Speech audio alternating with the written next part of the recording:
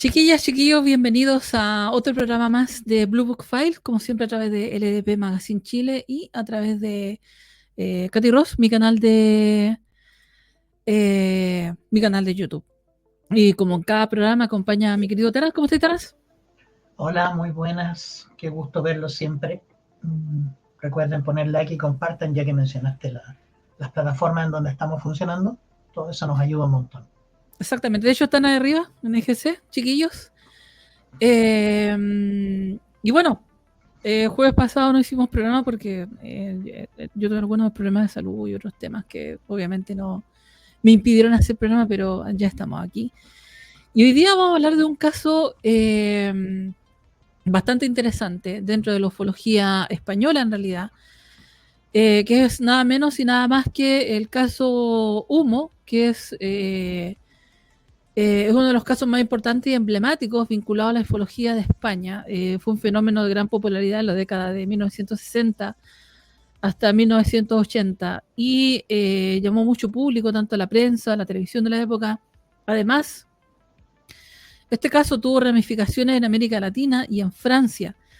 De hecho, a mediados de 1990, el señor José Luis Jordán Peña, que era ingeniero técnico especializado en parapsicología, confesó ser el creador y investigador de este fraude, a pesar de sus declaraciones de Humo, y el caso Humo ha generado una biografía impresionantemente grande. Se han escrito una cantidad, han corrido ríos de tinta, se han escrito ríos de tinta acerca de este caso. Y un caso realmente que vale la pena que lo mencionemos y le dediquemos un tiempo en este programa. Bueno, ya que de hecho me recuerda al caso Claudio Pastene de acá de Chile, que es precisamente un contactado o supuesto contactado que habla, que de hecho tiene por ahí una secta y ha hecho cosas un poco extrañas. Hay otro caso que también fue muy mencionado en nuestro país, que es el caso de la isla Friendship, que también es otro caso que dentro de la ufología después con el tiempo se descubrió que aparentemente era fraude. ¿Qué opinas tú de esto antes de que ya entremos en materia trans? Pasa que yo siempre he considerado que el fenómeno ovni es algo muy real, ¿sí? Pero es algo que está completamente fuera de nuestro control. Lo podemos estudiar, lo podemos revisar, pero no hay manera de controlarlo. Esto es como pretender controlar un huracán o un terremoto. No tenemos, es mucho más lo que no sabemos que lo que sabemos, y cuando ocurren este tipo de cosas, que hay gente que, por la razón que sea, empiezan a generar estos movimientos, empiezan a generar estas creencias, las personas que realmente se dedican de buena fe a trabajar y a estudiar este fenómeno, se ven manchados. Porque tú entras en este asunto con toda la buena fe del mundo, asumiendo que las personas que te están hablando con sinceridad, porque son temas complicados y se juega tu imagen, se juega de cierta forma tu reputación si tú empiezas a hablar de esto. Entonces yo creo que hay que tratarlo con un poco más de respeto al asunto. Bueno, y yo creo que vale la pena mencionar cuál es el génesis de este fenómeno, el increíble caso fraude, ficción o realidad del caso Humo. Esto comenzó en el año 1966 en Madrid, en España. El semanario del caso publicó una serie de artículos que hablaban del supuesto aterrizaje de un objeto volante no identificado. Dicho avistamiento inicialmente se había dicho que lo había visto un montón de gente, que estuvo viendo el fenómeno, y luego se comprobó que habían sido solamente 2 personas. Uh-huh. De hecho, por aquí tengo la publicación. Uh-huh. Aquí está. De hecho, aquí tengo la publicación, chiquillos, para que la podamos ver. Esta es la publicación. Y bueno, esto se publicó el 7 de febrero del año 1966, donde en un principio habían dicho que habían sido una cantidad enorme de testigos que habían visto este fenómeno, y bueno, después se comprobó que habían sido 2 personas. Uh-huh. Y el fenómeno fue bastante interesante porque dejó unas marcas en el piso con con formas triangulares. Y posteriormente de esto llegó, este caso en particular no quedó fuera del radar de un pequeño grupo que se juntaban ya en aquel entonces en un café que quedaba en la calle León Alcalín, número 59. Se juntaban en el subterráneo, se llamaba la Ballena Alegre, y eran un grupo de amigos que se juntaban a hablar de fenómenos ovnis extraterrestres. De hecho, ellos comentaron esto y esperaban que ocurriera porque se juntaban justamente para hacer eso, hacían tertulia, y tuvieron que, para poder hacer eso, debido a la dictadura del momento, de aquel entonces, crear una especie de sociedad legal que les permitía poder juntarse y poder hacer este tipo de reuniones donde podían hablar de este tipo de cosas. De hecho, yo tengo aquí una imagen que se llama la Ballena Alegre. La Ballena Alegre. Disculpen que lo tome así tan a la ligera, pero es que en realidad me es un poco curioso. Se llamaba así porque justamente había un mural, que era este mural que estamos viendo en pantalla, donde se juntaban estas personas. Y los que se juntaban eran, bueno, este pequeño grupo que estamos viendo acá. Ellos se llamaban la Sociedad de Amigos de los Visitantes del Espacio Vurú. Tal como oye. ¿Qué le parece, Terraz? Mira, hasta ahí, como digo, yo en mi vida he estado en muchas agrupaciones similares. De hecho me recuerda mucho, y Roberto, cuando vea este programa, se va a acordar un poco de la sociedad de la Sociedad de Ciencia Ficción y Fantasía, en la cual nos conocimos la mayoría de todos nosotros. Y básicamente la idea es juntarse, comentar de temas afines. Es un club, básicamente. ¿Y qué es lo que ocurre acá? Bueno, eso voy a comentar. La persona que nosotros vemos en el centro de la pantalla es nada más y nada menos que el señor Fernando Sesma, que para aquel entonces era empleado de telégrafo, y con el tiempo él se autodenominó o se ganó el título, no sabría cómo decirlo, el título de profesor. Y desde aquel momento se le llamaba el profesor Sesma o Fernando Sesma. Y eran quienes hacían este tipo de cosas. Con el tiempo él empezó a llegar con unos manuscritos que hablaban de que él tenía contacto con un supuesto ser que se llamaba Saliano, y era un ser del planeta Auco de Alpha Centauri. Exacto.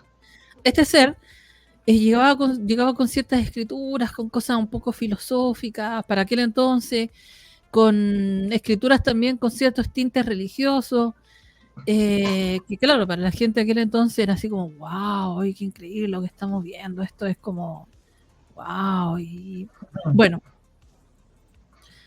al tiempo después había un enfermero, si no me equivoco, que se llamaba Alberto San Martín.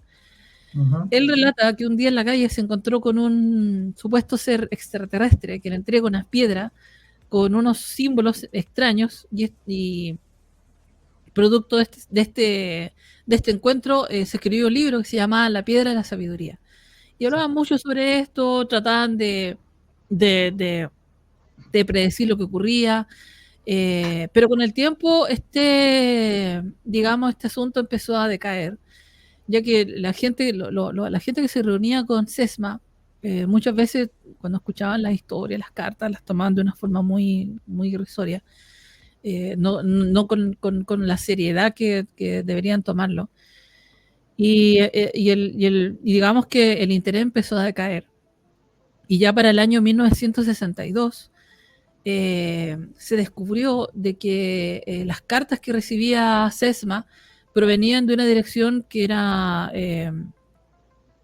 una sastrería, que la manejaba el señor José María Ruiz Martínez.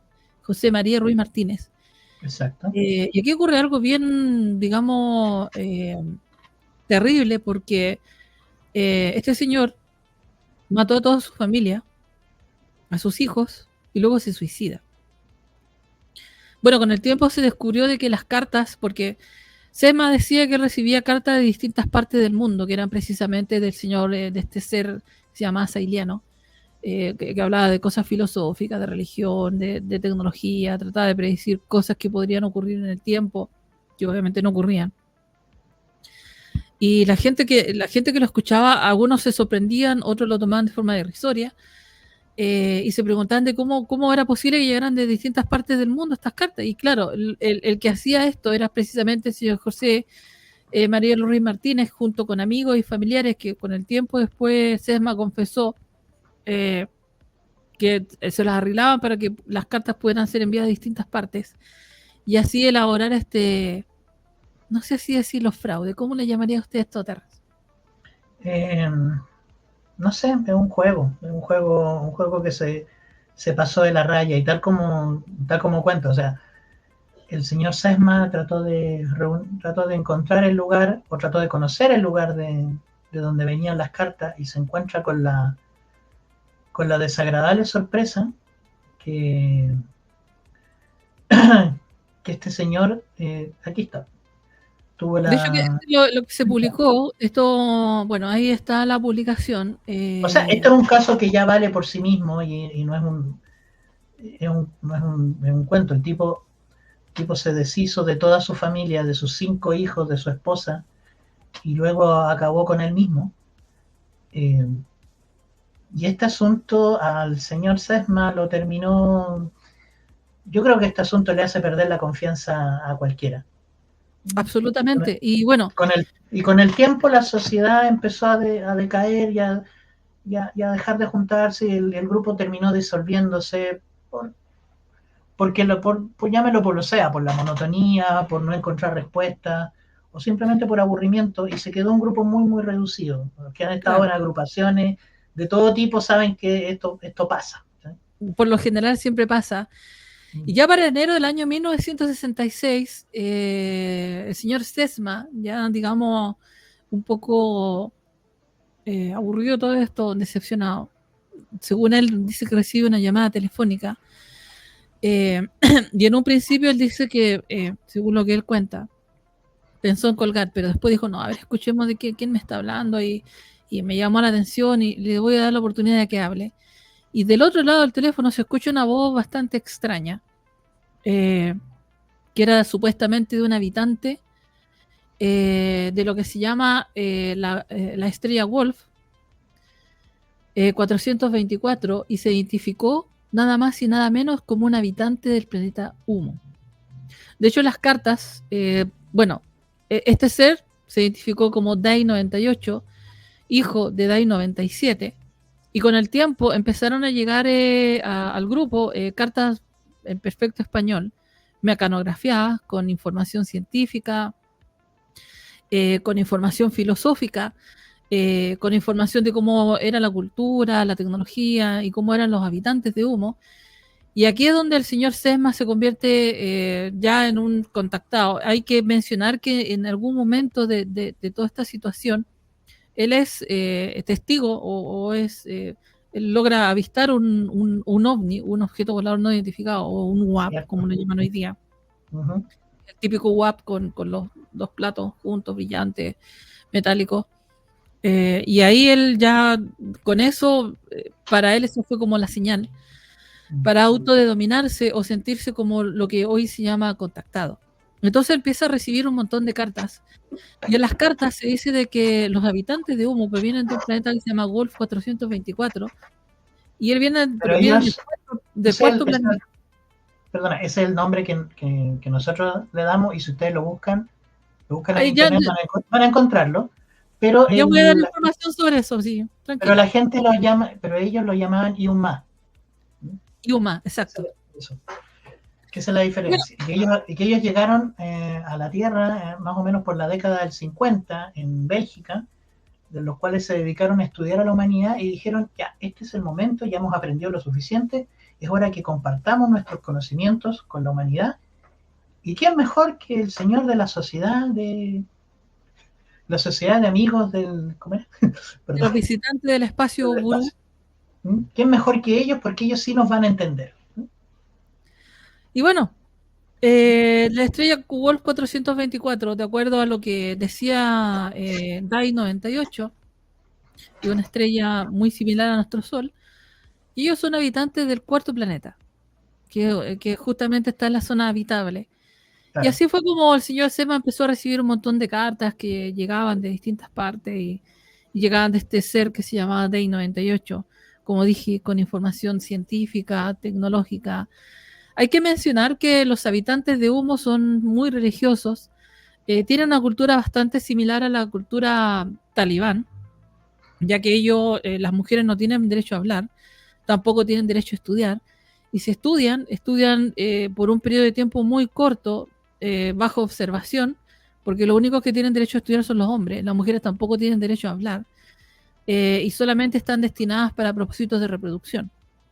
Sí, me parece bastante, para ser una raza tan avanzada, tienen creencias bastante retrasadas en lo que se llama igualdad de géneros.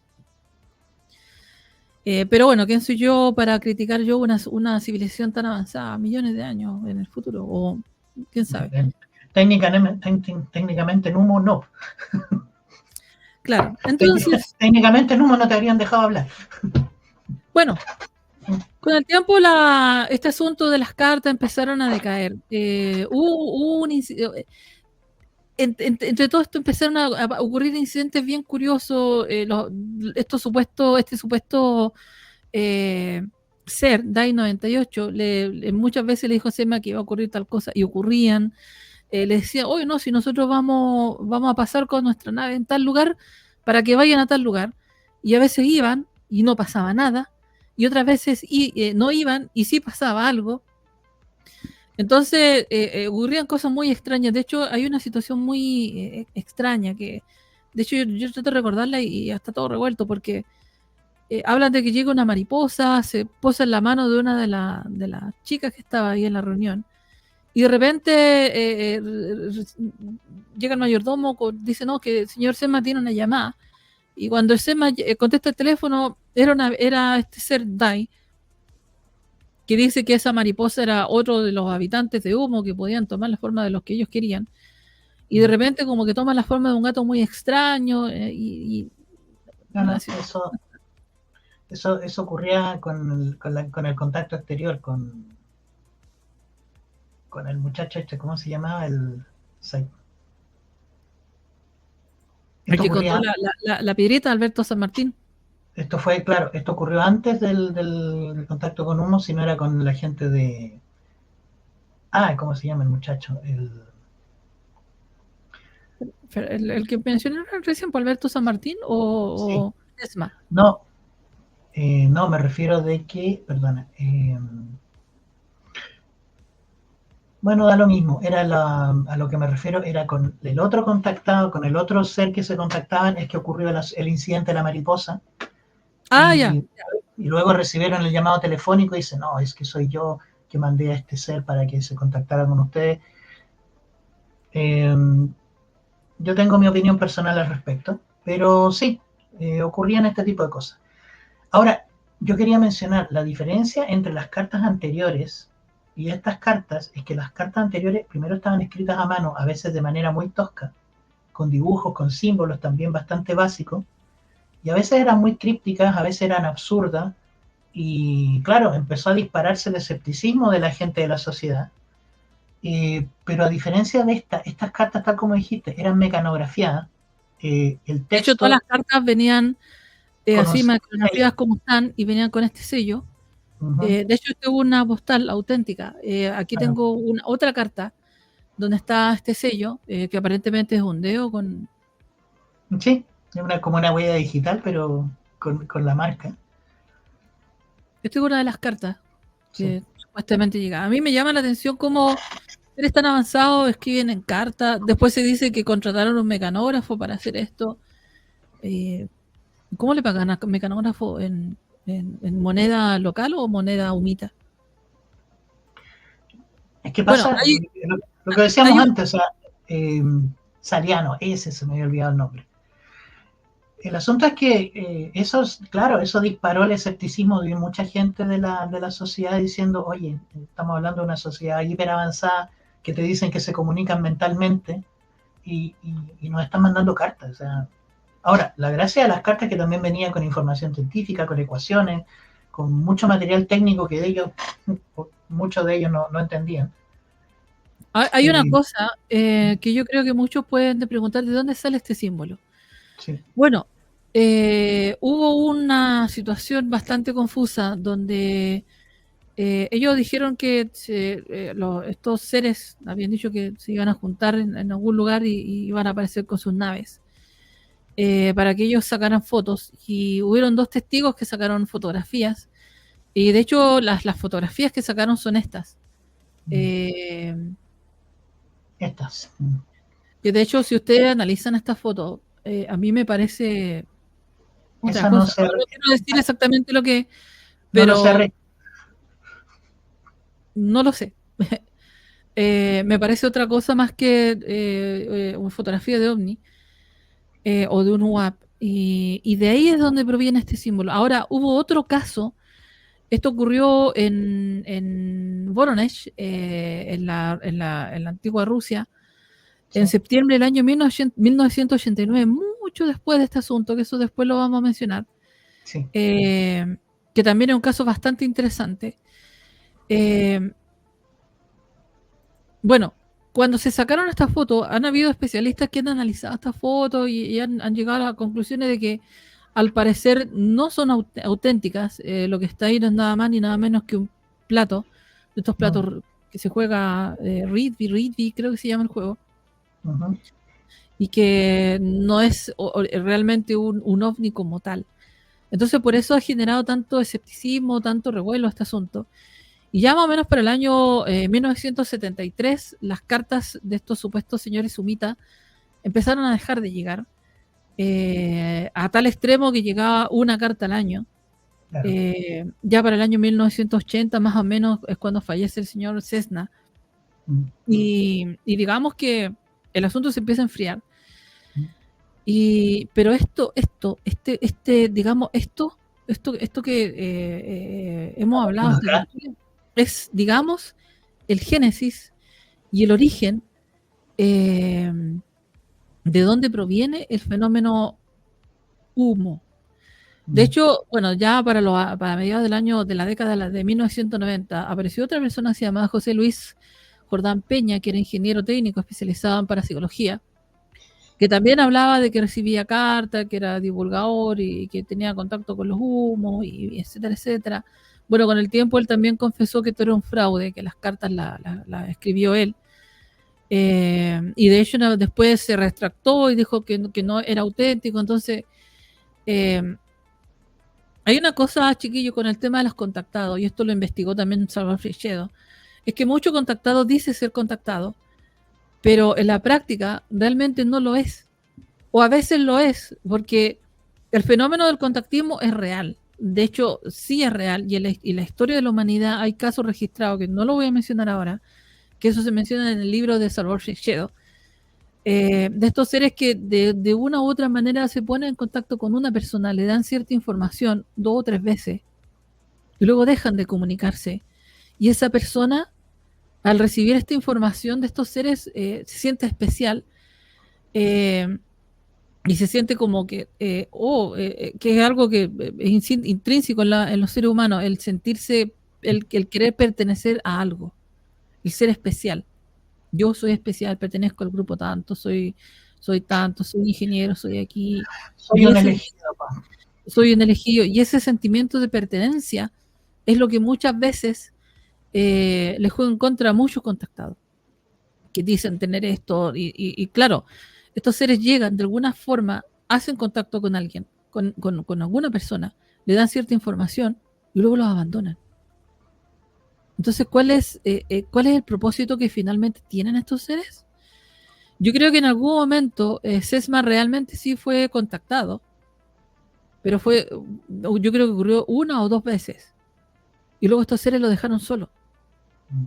Y claro, Sesma se dejó llevar digamos, por el momento, por lo que escuchó, por lo que le dijeron, y dijo, no, esto ya es otra cosa.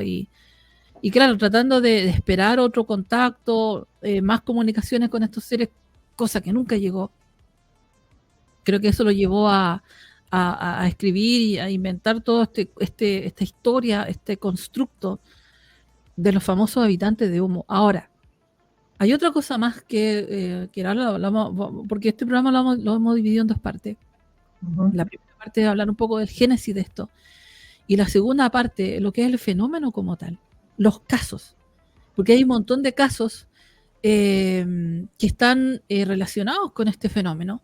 Y precisamente con ese símbolo, que más allá de ser exactamente o no de humo, probablemente representa otra cosa. Y hay mucha gente que ha metido mano negra en este asunto, autodenominándose contactados, que reciben información de estos casos. Hay un youtuber muy conocido, que no voy a mencionar su nombre, que él recibe, ahora es contactado a través de Twitter, miren, por Twitter, o sea, que recibe información. Yo me pregunto lo siguiente: si estos seres de humo son tan avanzados, ¿por qué no nos previnieron de la pandemia? Quiero dejarlo ahí nomás. No le agreguen ni le saquen nada más tierra. Quiero dejar esa pregunta ahí, en el aire. Porque si somos seres tan avanzados que realmente estamos aquí con el propósito de ayudar a la humanidad, ¿por qué hacemos contacto con una persona que está, que es un empleado de telégrafos, que no tiene ninguna influencia política, ninguna influencia legal, como para poder realmente mover los hilos de la humanidad y que la cosa ande? Yo siempre me he hecho la misma pregunta: ¿por qué estos seres hacen eso? ¿Por qué no se ponen en contacto con el presidente de la República, con el subsecretario, o con alguna... con algún millonario, con alguien con poder? Claro, con alguna personalidad influyente, con poder, tanto económico como político, y que realmente, si quieren ayudar a la humanidad, lo harían de esa manera. Entonces, si bien es cierto, hay casos de contactados, de personas como Sesma, que reciben, son contactados una o dos veces, pero el propósito final yo creo que obedece a otros intereses de estas entidades, seres, como queramos llamarlas. Yo les mencioné que en 1989, a plena luz del día, a la vista de miles de personas, apareció un objeto. Había niños ahí. Esto se le llama el aterrizaje de Voronezh. Y se bajaron estas tres entidades. Un ser que era como el que vemos en el lado izquierdo, y justamente tenía ese símbolo. Claro, algunos dicen que es el símbolo de humo. A mí no me parece tan exactamente igual al símbolo de humo. Y esto fue el último caso, o el último avistamiento, digamos, de entidades con este símbolo. Luego de esto hay otros casos que son bastante interesantes. Esos casos los tiene Terrence. Espérame un segundo, que esta es la hora del medicamento. No para mí, sino para otra persona. Disculpen. Mira, hablando un poco sobre esto, como dije antes, hay investigadores que yo personalmente los encuentro mucho más serios, mucho más respetables y mucho más dedicados. Y en este rato vamos a mencionar solamente a uno, alguien que se dedicó a sacar varios libros sobre esto, pero no hablar ni de la sociedad humita, ni de su filosofía, ni de su historia, ni de su religión, nada de eso, sino que se dedica a hablar de casos concretos, verificados por él mismo, y es el señor Juan José Benítez. De hecho, hay una entrevista que tiene JJ Benítez en YouTube, donde él precisamente habla lo mismo que estoy hablando yo, que el fenómeno del contactismo sí es real. Estas entidades sí andan, digamos, dando vueltas aquí en nuestro mundo, pero su propósito es otro. ¿Quién sabe cuáles son realmente sus verdaderos intereses? ¿Cuál es el interés que tienen con nosotros? Y que alrededor de todo este asunto, de los casos que han ocurrido, hay manos negras que han querido atribuirse este asunto, quizás con el propósito de ganar atención, de recibir prensa. La verdad, a mí me cuesta entenderlo, porque si yo fuera contactada, yo creo que no se lo diría a nadie, porque la verdad yo diría: ¿quién me va a creer? Bueno, este es el caso que yo quiero mencionar precisamente. Este señor del que vamos a hablar es un ingeniero británico llamado Henry Ballard, que es el que encabeza los casos que cuenta que cuenta precisamente Juan José Benítez en un libro llamado El hombre que susurra a los humitas. ¿Tienen las imágenes por ahí? Sí, de hecho, vamos a colocarlo. Este es el señor Henry Ballard. Este señor le pidió a Benítez que no publicara esto, sino hasta después de su fallecimiento, que eso ocurrió en el año 1996, me parece, 92 o 96. El señor Henry Ballard trabajaba en su juventud en Sudáfrica. Estamos hablando del año 1952, bastante tiempo antes de todo lo que se comentó sobre el fenómeno humo, qué sé yo. En esta época el señor Ballard tenía 32 años de edad, y él, como digo, él trabajaba para una compañía, que no viene al caso mencionarla, pero él tenía que hacer viajes en carretera. Y cuando le tocó hacer uno de estos viajes en carretera en un lugar en Sudáfrica llamado Groot Drakenstein, en esa época y ahora es llamado Tuiskloof, le dieron el nombre nativo. Dice que esto ocurrió alrededor de las 11:15 de la noche. En la carretera un hombre le hace señas para que se detenga y le pide ayuda. Le pide agua, solamente agua. Pero el ingeniero le dice, oye, voy camino al trabajo, voy camino a mi casa, no tengo agua. Y el pobre tipo lo vio tan afligido que le digo, mira, ¿sabes qué? Hay un arroyo como a 500 metros de acá, te puedo llevar. Ya, perfecto, el tipo se sube al auto. Voy a poner la siguiente imagen. Esta flecha indica el lugar donde se realizaron todos los acontecimientos que él menciona.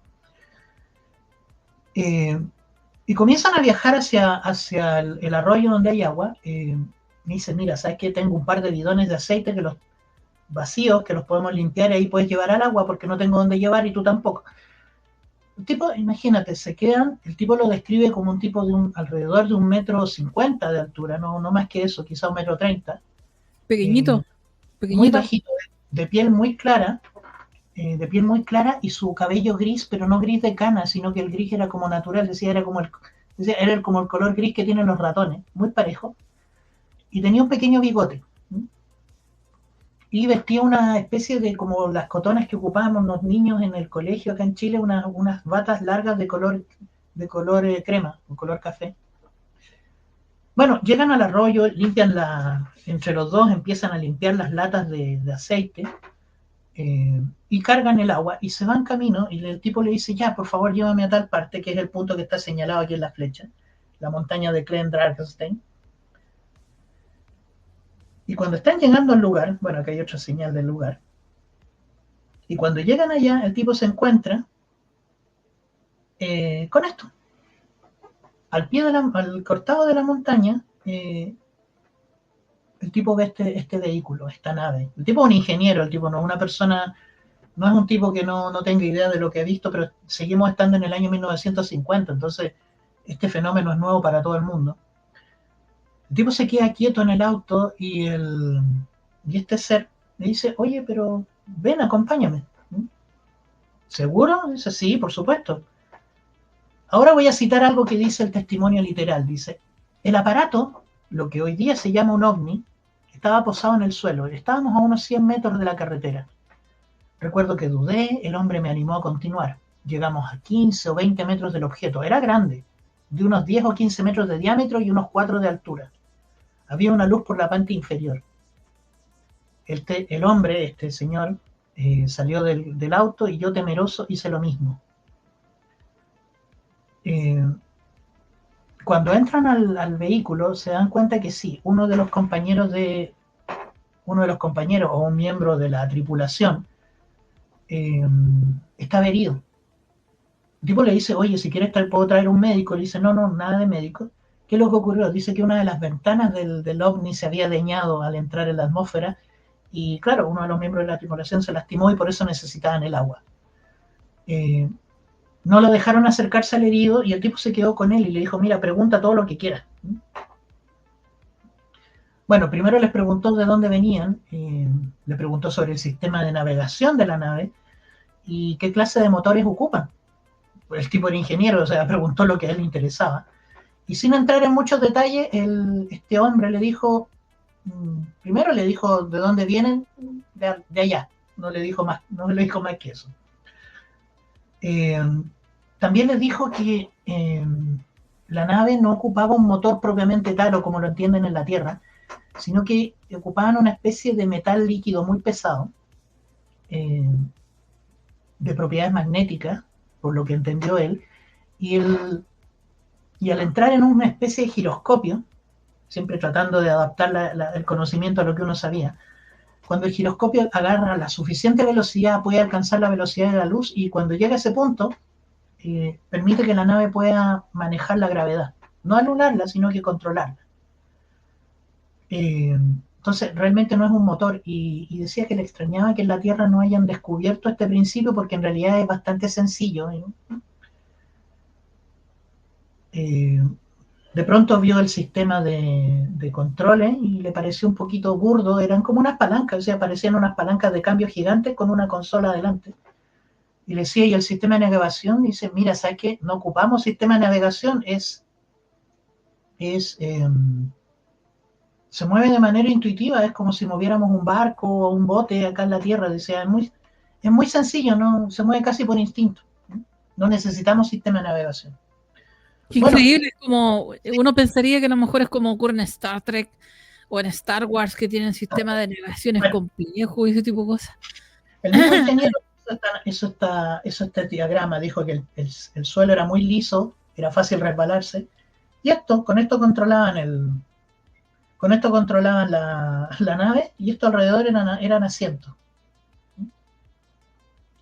Bueno, la reunión duró alrededor de 40 minutos. Aquí hay un boceto también visto desde afuera.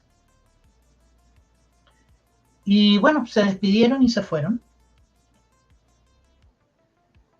Y el tipo, cuando volvió a su casa, lo primero que hace es contarle a su esposa.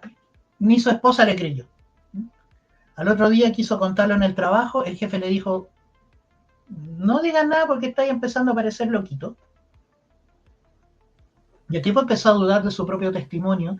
Así que decidió, apenas tuvo tiempo, que creo que fue al día siguiente, volvió al lugar, volvió al terreno, y cuando llegó al terreno vio que estaban las marcas. Él ya no tenía las latas en su auto, así que realmente no estaba alucinando. Y lo único que logró ver son las marcas de las patas que se posaron en el terreno. Y en el fondo de las patas, las marcas de las patas marcaban un símbolo que él describió como lo que ya estamos mencionando, como una H atravesada por una línea en medio. Durante muchos años, él dijo que empezó a trabajar el sistema de que le explicaron estos seres. Se lo envió a distintos ingenieros, científicos del mundo, nadie le hizo caso. En algún momento supo que en Japón habían logrado un experimento muy similar, pero nunca llegando a las velocidades de lo que él mencionaba. Y conoció a Benítez más o menos en la década de los 90, cuando le dijo, mira, ¿sabes qué? Yo ya me aburrí, yo ya me cansé. He tratado de averiguar este asunto, de entenderlo, de asimilarlo, pero no hay caso. O sea, el tipo siguió con su vida. De hecho, le pidió a Benítez que no publicara este asunto hasta después de su muerte, que efectivamente así lo hizo. ¿Sí? Hay una cosa que a mí me gustaría mencionar de esto. Lo único que quiero mencionar, espérate, antes que termine, lo único que él quiere mencionar es que después se fue de Sudáfrica y estuvo un tiempo viviendo en España. Y cuando vio la cantidad de libros y fotografías que hablaban sobre el tema humo y reconoció el símbolo, fue que en el año 1974 fue que Malar decidió contarle su historia a Juan José Benítez, que es lo que estamos viendo ahora. Pero Benítez no la publicó hasta el año 96, que es cuando el señor murió. Eso quería mencionar, nada. Hay algo bien interesante en este caso, porque ¿en qué año me dijiste que ocurrió?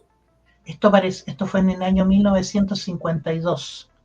52. Recordemos que el primer caso de abducción oficial, que de hecho está incluso lo bueno encontré en Wikipedia, el caso de abducción oficial reconocido por la ufología, el caso de abducción de los Betty y Barney Hill, que ocurrió el 20 de septiembre del año 61. Claro. Es que esto técnicamente no fue una abducción, fue un contacto.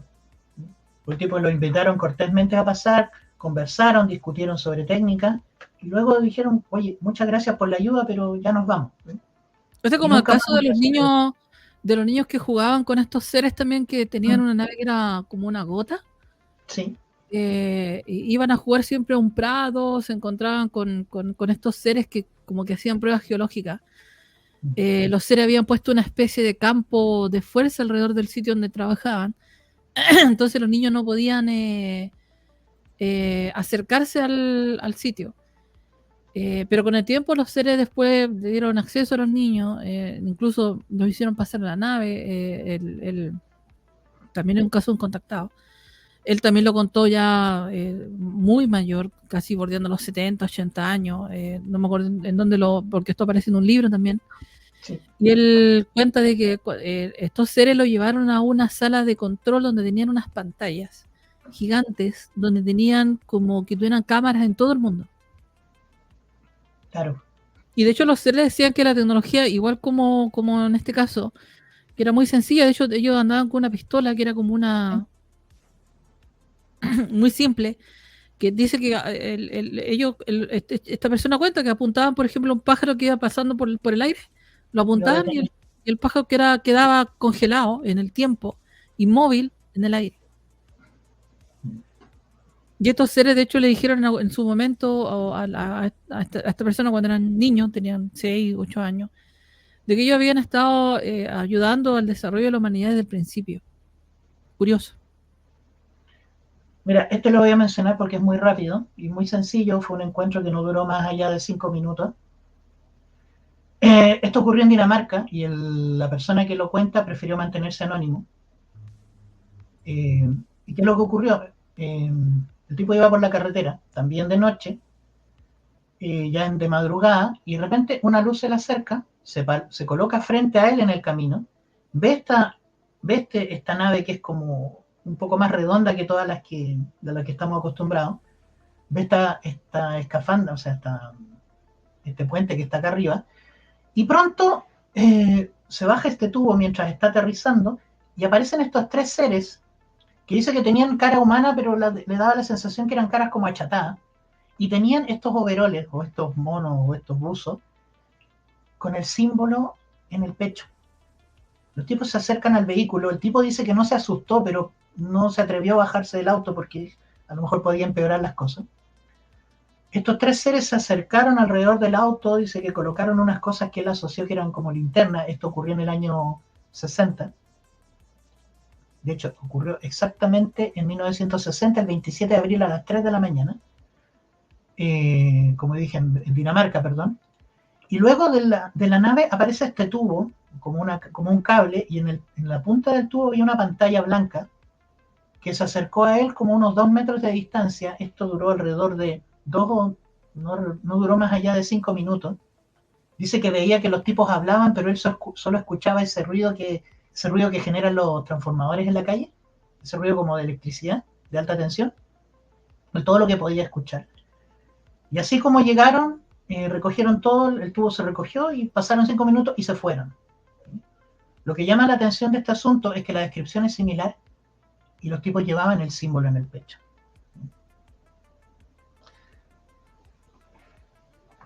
Curioso el caso.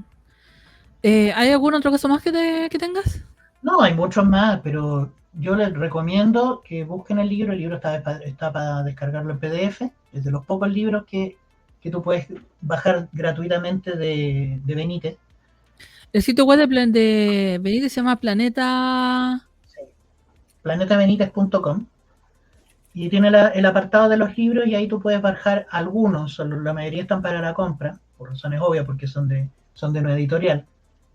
Pero hay algunos que tienen libre acceso y uno de ellos es precisamente el hombre que susurraba a los humitas. Ya, yo tengo acá el sitio web bueno, esto lo pueden encontrar en el sitio web. Yo lo voy a poner acá en el GC. ¿Cómo se llama el libro? El hombre que susurraba a los humitas, que básicamente hablando sobre un caso específico de contacto que hubo en ese tiempo. Como digo, lo que más me llama la atención y lo que más me gusta del libro es que el libro no se detiene en la especulación ni hablar de la sociedad humita ni nada por el estilo, ni de los mensajes pseudo-mesiánicos que tenían estas agrupaciones, sino que hablar de casos concretos. Entonces, Voy a mencionar este que ocurrió en Brasil en el año 57. Aquí una vez más. Esta señora, en un lugar llamado, voy a buscarlo acá que no se me olvide. Esto ocurrió, como bien dije, esto ocurrió en Brasil 2 veces. Esto fue en 25 de junio del año 54. Esto fue contado por una autoridad de Brasil, un señor de apellido Dos Santos, y él cuenta que antes de que él naciera, en el año 54, su familia vivía, bueno, y seguían viviendo en un lugar llamado Curitiba. Y el barrio que ellos vivían en unas casitas de madera, semipareadas, y en el fondo de este barrio había un depósito de armas del ejército y una base de la Fuerza Aérea. ¿Qué ocurre? La noche que mencioné, el 25 de junio, a las 10 de la noche, su papá, él todavía, como digo, no nacía, y tenían solamente una hija de sus hermanas, su abuela llama a su padre y le dice, oye, ven a ver esto. El tipo va, y lo que ven en el cielo es un objeto grande, silencioso, no tenía ni idea de lo que era. Lo que le llamó la atención es que era ancho, era como 2 platos soperos unidos por un filo. Y su luminosidad cambiaba del naranja al rojo. Acá está. ¿Qué es lo que ocurre? La familia lo quedó mirando, el vehículo se quedó, o esta cosa se quedó flotando o en posición estática durante entre 10 y 15 minutos. Lo pudieron ver muy bien porque estaba a pocos metros del suelo, estaba sobre los árboles, a 100 metros de distancia de donde ellos estaban parados, y estaba parado sobre el depósito de armas, literalmente sobre el polvorín que era en ese momento el más grande de Brasil. Después de esos 15 minutos se fue prácticamente como si se hubiera apagado, ni siquiera lo alcanzaron a ver que se fuera. Y lo que les llamó la atención es que abajo vieron este emblema, estamos hablando de 1954. Al día siguiente llegó el ejército, entrevistó a la gente, verificó los testimonios, y el ejército dice que muy cortésmente les dijo, esto es alto secreto, no lo comenten con nadie, nosotros también lo vimos. Esto incluso anterior al caso de los Hills, de nuevo. Sí, exacto. Y cuando le preguntó, bueno, ahora quiero hablar un poco del segundo incidente que vio este señor cuando él ya nació. Vamos a quitar esto y vamos a buscar las otras imágenes. Hay un caso que tú me mencionaste temprano, que era el caso que ocurrió en Perú o en Bolivia, ¿no? Bolivia. Solamente quería mencionarlo muy rápido. Pasaron 15 años desde este incidente. Maximiza tu imagen. Sí. Maximízala. Sí, ya está.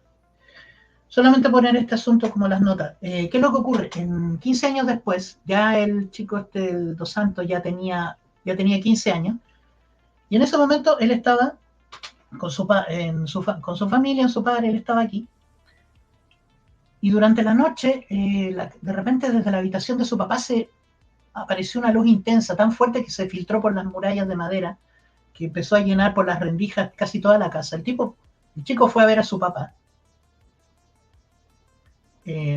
La abuela que había mencionado antes ya había fallecido, y ve a su papá en su habitación hablando solo.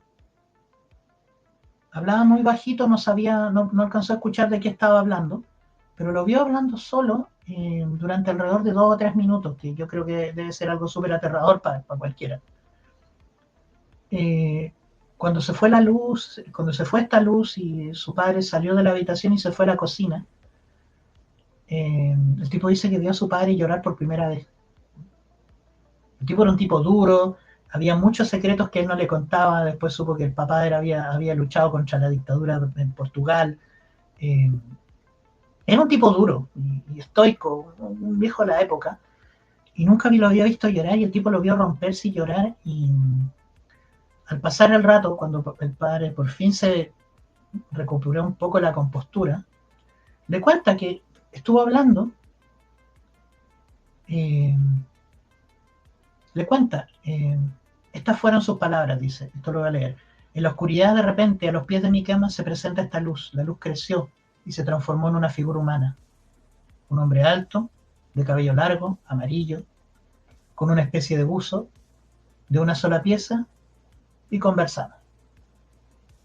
Solamente fue después de esto que este chico conoció el incidente de daño de los años 50, que fue la época que él no había nacido, pero él ya había sido concebido, y parece que este tipo le dijo que esas dos cosas estaban relacionadas, ¿sí? Porque el tipo lo rompió, o sea, se quebró, ¿sí? Cabe mencionar que este señor Dos Santos jamás había escuchado sobre humo, sobre nada por el estilo, y cuando le mostró las fotos que vimos recién sobre estos avistamientos en España, el tipo se le cayó la cara porque le dijo, oye, mira, sí, el mismo símbolo. Voy a hablar del último, en honor al tiempo, vamos a hablar del último caso.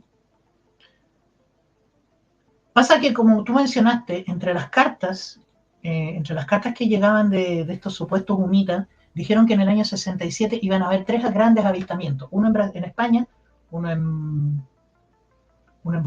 Bolivia y otro en Brasil. Y mencionaban en los sectores con una relativa precisión. Y por supuesto alguien se dedicó a investigar y a ver si efectivamente había ocurrido tal cosa, ¿sí?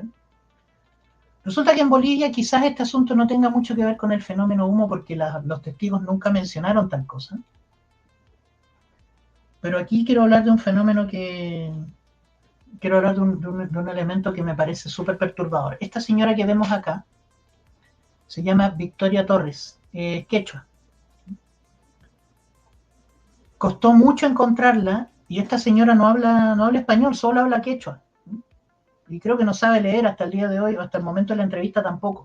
Entonces, no podemos decir que su historia sea un fraude porque no tiene por ninguna razón para inventarla. Y la señora cuenta lo siguiente, después de mucho tiempo de investigación, cuando ustedes lean el libro sabrán lo difícil que fue encontrarla. Esto ocurrió el 25 de junio, perdón, estoy con las fechas equivocadas acá. Esto ocurrió en 1967, porque coincidía más o menos con lo que decían las cartas de... Bueno, cuando Valentina Flores tenía alrededor de 24 años, tenía a su pequeña niña recién nacida de 1 año, como ustedes saben, se la echaban a la espalda. Ellos vivían en el campo, o en la pampa, si quieren llamarlo. Por acá tengo el mapa. No lo tengo. Acá está. Ellos vivían en esta zona, que hay un salar. En Opoco decía que esto es más o menos el área donde ellos vivían. Bueno, ocurre lo siguiente. Ella cuenta que alrededor de... ya no se acuerda del día preciso, pero sí dice que fue alrededor de las 4 de la tarde, cuando se les había perdido una llama con su cría. Ella estaba sola, su marido estaba trabajando en las minas, y ellos vivían de cuidar animales, de cuidar ovejas. Bueno, aquí está Benítez con la señora, aquí está la esposa con su marido,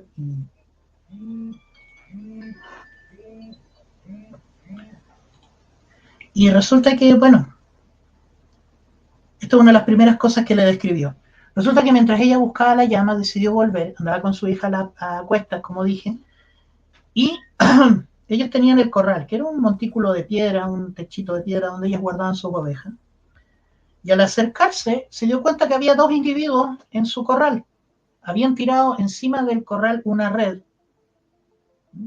sujeta por unos palos, que después vieron que eran palos comunes, no era nada del otro mundo, porque los dejaron abandonados ahí. Y uno de estos 2 individuos estaba sentado en el piso y entre sus piernas tenía a una oveja que le estaba haciendo daño. Esta señora pensó primero que eran cuatreros, bandidos, ladrones, lo que sea, y les empieza a gritar, obviamente en quechua. Ella recuerda que les tiró alrededor de 3 piedras. Uno de los 2, tal como sale acá, los alcanzó a describir bastante bien. Los tipos no medían más allá de 1 metro de altura. Andaban con un traje completo, una especie de buzo. En la cabeza llevaban algo que ella asoció como un casco. Y llevaban a la espalda una mochila y a los costados estos bultos que ella dijo que eran tubos, todo unido por correa. Andaban con botas altas, qué sé yo, y como dijo, eran muy bajitos, no medían más allá de 1 metro. Lo que le llamó la atención es que eran de piel blanca, de ojos muy azules, de cabello rubio, pero además acá tenían algo que lo único que podía pensar que era un bigote espeso. Bueno, esta señora se enfurece porque le están matando a sus animales, estos tipos no estaban haciendo nada bueno, les tira unas piedras, uno de los dos escapa y ahí se da cuenta que esta mochila que llevaban y estas cosas le ayudaban a volar, el tipo se fue flotando. El otro no alcanzó a hacerlo, esta mujer furiosa pesca un palo que ella ocupaba para defenderse, que tenía una punta metálica, y le revienta el palo en la cabeza y le saca. El tipo grita de dolor y el tipo empieza a sangrar. Le preguntan de qué color es la sangre. No, la roja. No, nada del otro mundo, dice. Pero le pega en la cabeza, le hace una buena herida en la cabeza, después le rompe el brazo, ¿sabe? Porque el brazo dice que le quedó colgando. Chicos, estamos hablando de una señora que peleó con estos seres. Y el tipo, asustado, dice que se asustó mucho, dice, y supongo que intentó defenderse, y agarró el instrumento que estaba usando para matar a los animales. Ella lo describió como un cuchillo unido por una cadena, porque el cuchillo podía volver a él cuando se le caía o lo soltaba, no sé. Y le hizo varias heridas. Dice que le hizo hartos tajos y le tiró un tajo al centro del pecho, que de no ser, porque ustedes saben que las campesinas en Bolivia ocupan mucha ropa encima, y más encima tenía el pañuelo con el gran nudo aquí para sostenerse. Dice, si no fuera por ese nudo, yo creo que me habría matado. Una vez después de eso, el tipo logró incorporarse, recoger sus cosas. Dice que tenía una caja, algo que él asoció como una radio. El otro tipo ya se había llevado a la red. El tipo pescó estas cosas, salió corriendo, llegó hasta la parte más alta del cerro, hasta la cima, como vimos acá. Corrió hasta acá, y acá se elevó y se fue volando. Ella asoció esto como una especie de silla voladora, lo que le ayudaba a volar. Y cuando se da cuenta, algo que sí recordaba perfectamente, es que estos benditos seres, estos malditos seres, le mataron a todas sus ovejas, sus 65 ovejas, y la única que salvó era la que estaba bajo sus piernas, que es la única que logró salvar. Esta es una descripción según este era el corral y esta era la red que ellos habían puesto por encima. ¿Por qué se supo esto? Me impresiona que hayan, dentro de la casuística, déjala en esa foto está interesante, dentro de la casuística, se habla mucho de que estos seres, de alguna manera, algo tienen con los animales, a lo mejor comen carne igual que nosotros. De hecho, y necesitan sacrificarlo. De hecho, hay el investigador Salvador Frechedo, que disculpen que lo mencione tanto, sí, pero él menciona que en la Biblia se habla mucho de que estos seres de alguna manera tienen sed de sangre. Eso cuando, por ejemplo, en la Biblia se menciona cuando a Abraham se le ordenó sacrificar a su hijo. Claro. Y luego Jehová Dios le dice que no toque a su hijo, que ya con eso ya probó su obediencia y que Abraham le temía a Dios. Hizo que Jehová Dios hizo que un becerro se atorara entre los arbustos que había en el sitio y que eso lo ocuparan como sacrificio para el Señor. Entonces yo me pregunto por qué Dios necesita oler el olor de la carne frita. De hecho, o la carne asada. Entonces, Freixedo siempre decía de que el fenómeno ovni explica mucho a la religión y la religión explica el fenómeno ovni. ¿Por qué? Porque muchas de las cosas que hacen estos seres describe la tecnología, porque además tienen el tacto, y hay que decirlo de esta manera, de presentarse en sitios donde hay personas que no tienen el conocimiento o las palabras para poder describir con exactitud la indumentaria que usan. Y si lo hacen, tratan de ser bastante, discretos, como en el caso del ingeniero que revisamos hace un rato atrás, que el ingeniero hizo algunas preguntas y ellos eran bien discretos con la respuesta, porque el ingeniero le preguntó dónde venía y él dijo, no, de arriba. ¿Y cómo funciona esto? No, con un principio súper básico, que es un cablecito que se conecta acá y eso es todo. Y la navegación, no, si es con esto y bla, bla. Entonces, obedece a un principio bien particular. de la forma en cómo contactan a ciertas personas. Y contactan personas que tienen cierta susceptibilidad, digamos, a creer en lo que ellos les puedan inventar, porque yo creo que la realidad tal vez no vienen de tan lejos, vienen de aquí cerca. No voy a decir dónde, para no generar controversia. Yo creo que vienen de aquí cerca, vienen, son de acá del vecindario, porque van y vienen como nosotros vamos de repente al centro comercial y hacen sus cosas, sus actividades, principalmente el sacrificio de animales. Eh, Hay casos de animales que, ovejas, bovinos, vacas, que han sido llevadas por estos seres, se les drena completamente la sangre y lo dejan ahí. Entonces, de alguna manera tienen alguna fijación con esto. Ahora, este caso no tiene esos tintes, pero se echaron una cantidad enorme de ovejas y es curioso. Hay un detalle que había olvidado mencionar, ahora que lo mencionaste, que lo contaste. Valentina le contó que cuando revisaron a los animales muertos, se llevaron los ojos, las entrañas, la grasa y todo lo demás lo dejaron. Ah, y la sangre, los dejaron sin Ahí ninguna está, gota de sangre. ahí está, de nuevo, la sangre. ¿Ven? Mm. Bueno, otra cosa que yo voy a mencionar, que es precisamente por este asunto de los humitas, en las cartas de los humitas, cuando Sema la recibió, ellos decían que venían de la estrella Wolf 424 y que su planeta era el cuarto planeta de ese sistema solar. Bueno, con los años y los avances astronómicos se descubrió que en realidad Wolf 424 no es solo una estrella, sino que es una estrella binaria y que está ubicada en la constelación de Virgo, y que además son estrellas mucho más pequeñas que nuestro Sol, y que además es bastante difícil que puedan tener planetas habitados. Y que además contrasta absolutamente con la descripción que recibió Sesma de dónde supuestamente venían estos seres.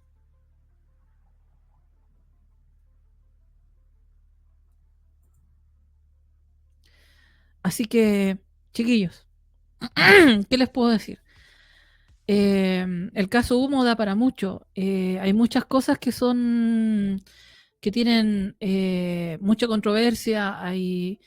Frechedo siempre lo mencionó. De alguna manera, estos seres tienen algún tipo de fijación con los seres humanos, eh, y principalmente con la sangre, entrañas, quizá a lo mejor con algún propósito genético o simplemente alimentarse. No lo sabemos.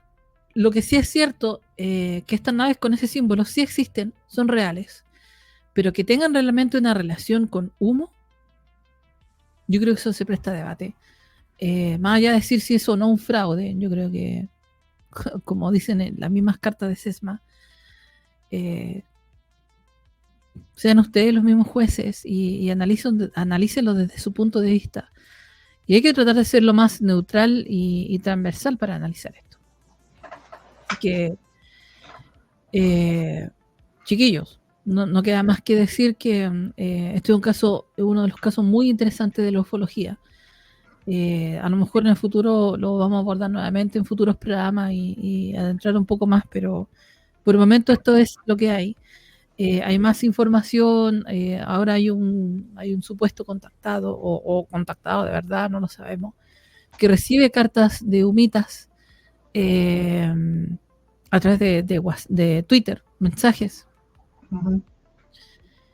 Y, y la verdad es muy difícil de saber si es real o no. Solamente el tiempo lo va a decir, así como ocurrió con el caso de Sesma. Y con el tiempo se supo que no era auténtico y otros casos más. Chiquillos, ¿algo más que tú quieras mencionar de Taras? No, solamente lo mismo que dije al principio, o sea, hay investigadores que son más dedicados, que son muy serios, que yo respeto mucho, que no me atrevo a juzgar porque yo no haría ni el 10% del trabajo que hacen ellos. Y, pero cuando ocurre este otro tipo de cosas, gente que fantasea, gente que empieza a tratar de llamar la atención, vamos a decirlo así, que tratan de llamar la atención por la razón que sea, o por el beneficio que sea, terminan ensuciando este estudio y este fenómeno. Ahora, todo lo que he llegado es una conclusión muy personal. El fenómeno existe, el símbolo existe, mucha gente lo ha visto. Si ustedes revisan el libro, como bien dije, está en PDF o está para verlo en electrónico. Hay muchos más casos que no he mencionado, y son casos, como dije, son casos que personas que no tenían idea del fenómeno que estaba ocurriendo en España sobre humo, qué sé yo. Acá, por ejemplo, una base que rastrea misiles en Florida, que al momento de ocurrir el fenómeno era secreta, resulta que sí, que captaron la misma nave con el mismo símbolo que estaba sondeando a los animales de la base, en este caso un perro.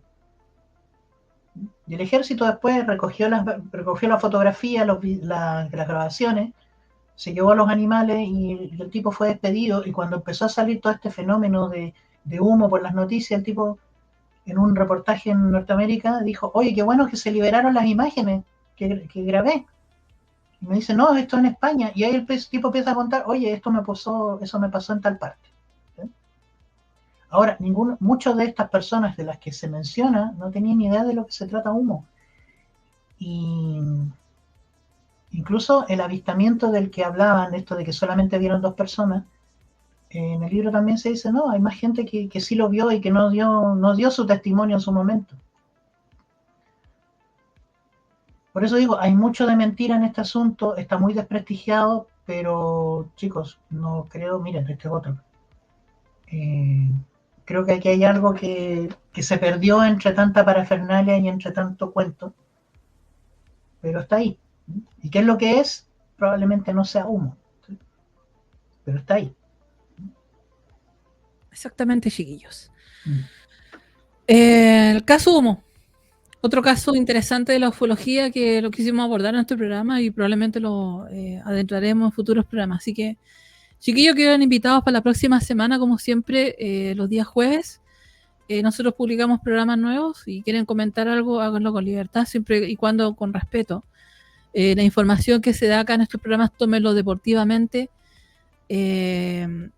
Yo no pretendo ser dueña de la verdad, simplemente estoy exponiendo la información que está en internet, que se puede encontrar libremente en internet, basada en libros, investigaciones de otros investigadores, de otros youtubers que han analizado este caso y han tratado de llegar al fondo del asunto, de ver si es verdad, no es verdad, si realmente hay contactado. Y como dije en un principio, el fenómeno del contactismo es real, hay gente que sí es contactada, pero al nivel que es contactado tampoco es como para que se convierta en un profeta o en un gurú, o en alguien que quiera transmitir algún tipo de mensaje a la humanidad, ya que estos seres de alguna u otra manera tienen otros objetivos con nosotros. No, su objetivo no es darnos ningún mensaje, tampoco ayudarnos en absolutamente nada, porque si quisieran hacerlo, nos habrían ayudado cuando estalló la Primera Guerra Mundial, la Segunda Guerra Mundial, cuando no azotó la pandemia y otras series de eventos terribles que no ocurrió en la historia de nuestra humanidad. Y si ellos realmente quisieran ayudarnos, como dicen, lo habrían hecho, ya lo habrían hecho. Y no lo han hecho, solamente comunican y hablan y dicen que va a ser esto, va a ocurrir otro. Hay supuestos contactados de humo dicen de que va a haber un crash mundial, de que va a ocurrir tal cosa, pero si saben y pueden predecir ese tipo de cosas, ¿por qué no predijeron la pandemia? ¿Por qué no predijeron la guerra que está ocurriendo ahora en Ucrania? ¿Por qué no predijeron otras cosas? Las han predicho otras personas que no tienen nada que ver con el contactismo. Se han adelantado esto y ellos no. Entonces yo creo, estos seres sí existen, andan por ahí, pero el propósito por el cual se contactan con nosotros es algo que nosotros nunca vamos a saber. No tienen ni la más mínima intención de ayudarnos, porque si quisieran realmente hacerlo, nos darían la cura para el cáncer, la cura para el SIDA, la cura para el Alzheimer, ayudarían a liberarnos de la guerra, ayudarían a liberarnos de los políticos corruptos y podrían ayudarnos a construir una sociedad utópica.